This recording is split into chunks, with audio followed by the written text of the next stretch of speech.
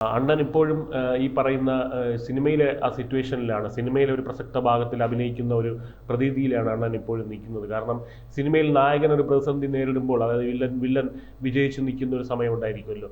നായകൻ പ്രതിസന്ധിയിലാകുന്ന അതീവമായ ഒരു പ്രതിസന്ധിയിലാകുന്ന ഒരു ഘട്ടം, അതായത് ക്ലൈമാക്സിന് തൊട്ട് മുമ്പുള്ള ഭാഗം, അതുപോലൊരു പ്രതിസന്ധിയിലാണ് താൻ തിരിച്ചു വരുമെന്നുള്ള രീതിയിലേക്ക് എന്തോ ഒരു സിനിമ, അതേ പറയുന്നത് സിനിമാ നടൻ എന്നുള്ള രീതിയിലേക്ക് ആ ഒരു ഒരു ഒരു ഷെല്ലിനപ്പുറം, അല്ലെങ്കിൽ ആ ഒരു തോട് പൊളിച്ചു കളഞ്ഞ് ഒരു രാഷ്ട്രീയ അഭിനേതാവാൻ അദ്ദേഹത്തിന് കഴിയുന്നില്ല. ഒരു സിനിമാ അഭിനേതാവിൽ നിന്ന് ഒരു രാഷ്ട്രീയ അഭിനേതാവാൻ അദ്ദേഹത്തിന് കഴിയുന്നില്ല. നമുക്കറിയാം സ്റ്റാലിനൊക്കെ അന്ന് കാഴ്ചവെച്ച പ്രകടനമുണ്ടായിരുന്നു, മിന്നുന്ന പ്രകടനം. അന്ന് രാത്രി സ്റ്റാലിനും അദ്ദേഹത്തിൻ്റെ പാർട്ടിയിലുള്ള വിദ്യാഭ്യാസ മന്ത്രിയും അവരൊക്കെ കാഴ്ചവെച്ച മിന്നുന്ന പ്രകടനങ്ങളുണ്ടായിരുന്നു.